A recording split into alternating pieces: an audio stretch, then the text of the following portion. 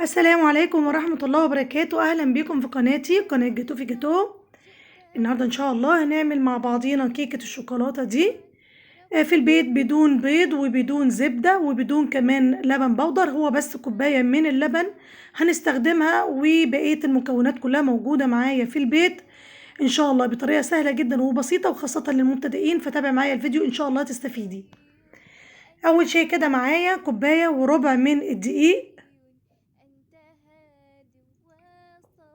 ربع كوباية من الكاكاو اللي هو غير محلى وده نوع اسباني، نص معلقة من البيكنج باودر، المعلقة دي معيارية، وربع معلقة من بيكربونات الصودا، ورشة ملح صغيرة.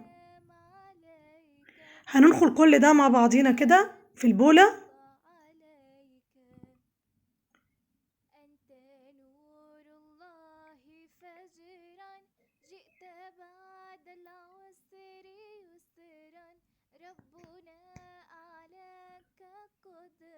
بعد ما نخلنا المكونات هننزل بكوباية إلا ربع من السكر. هو سكر حبيبات، ولكن أنا ضربته كده نص ضربة في الخلاط، بحيث إن هو يكون معايا، يعني يدوب معايا بسرعة لما أجي أنزل بيه السوائل بالشكل ده. هنزل بربع كوباية من الزيت، عليهم ربع معلقة من الفانيليا، معلقة صغيرة كده من الخل، وفي الاخر هننزل بكوباية من اللبن دوت ممكن يكون دافي، ممكن يكون سخن شوية.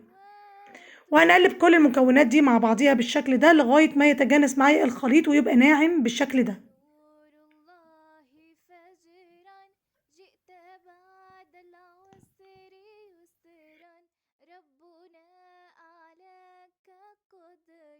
قلبته لغاية ما تجانس معايا. انا معايا صينية يعني ما بتكونش مرتفعة قوي، ودي مقاسها بالظبط 20 سنتي. انا كده هدهنها بالزيت وهحط في القعر بتاعها ورقة زبدة. عايزة تبطنيها بزيت وترش رشة دقيق مفيش ادنى مشكلة. هننزل بقى بالخليط بالشكل ده، ده قوامه.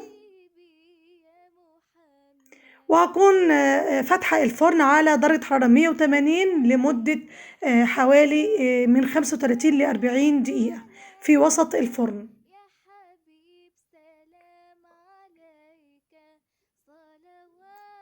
هتطلع معايا بالشكل ده.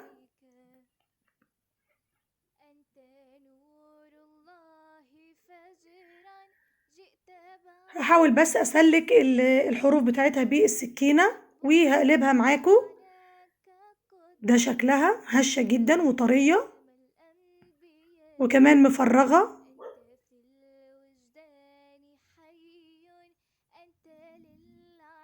انا هقطعها معاكم لرقين، ممكن تقطعيها 3، ولكن انا اكتفيت بان انا اقطعها رقين 2.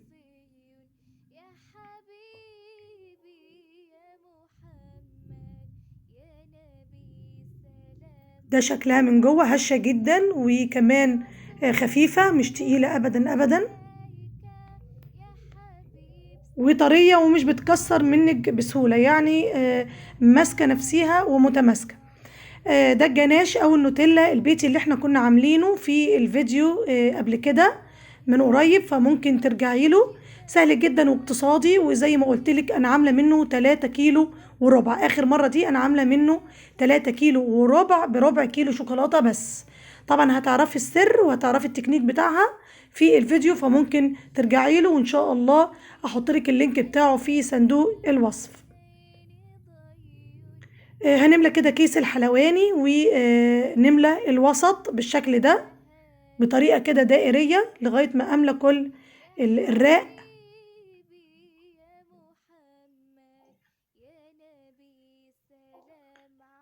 وهساويها بالشكل ده. طبعا أنا استخدمت يعني أنا حشيت على طول بدون ما انتظر إن هي تبرد، فكان من الأفضل إنك انت تسيبيها لغاية ما تبرد تماما علشان تكون متماسكة أكتر من كده. انت هتحاولي بقى تساوي الجناب بتاعتها بالجناش الشوكولاتة بالشكل ده. وزي ما عملنا في الوسط هنعمل من فوق برضو داير ما يدور بجناش الشوكولاتة بالشكل ده. وطبعا انت ممكن ما تسويش يعني تسوي بطريقة عشوائية. دي شوكولات كيك يعني مش محتاجة تزيين او حاجة، بس على قد ما تقدري انت تساوي الحروف بتاعتها بالشكل ده.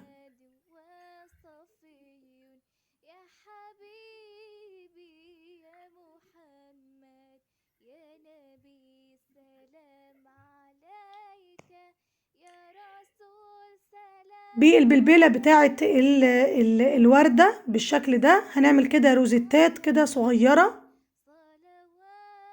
على حواف التورتاية. يعني التزيين سهل جدا وبسيط، يعني مفيش اي افتكاسات لست البيت اللي هي مش بتحب تزين كتير. وطبعا كل المقادير زي ما اتفقنا موجودة في البيت عندك، والشكل سهل جدا وبسيط. في الاخر احنا هنزين بالكريسب الفض اللي هو الذهبي ده بالشكل ده.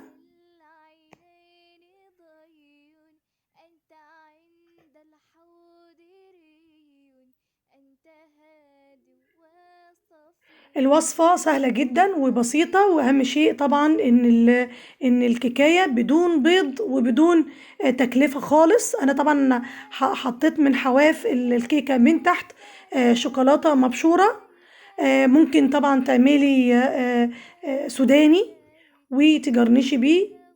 ده شكلها النهائي. طبعا هتتقطع معاكم بالشكل ده، خفيفة جدا وسهلة وطعمها جميل جدا جدا ومش مسكرة خالص، يعني السكر بتاعها مظبوط.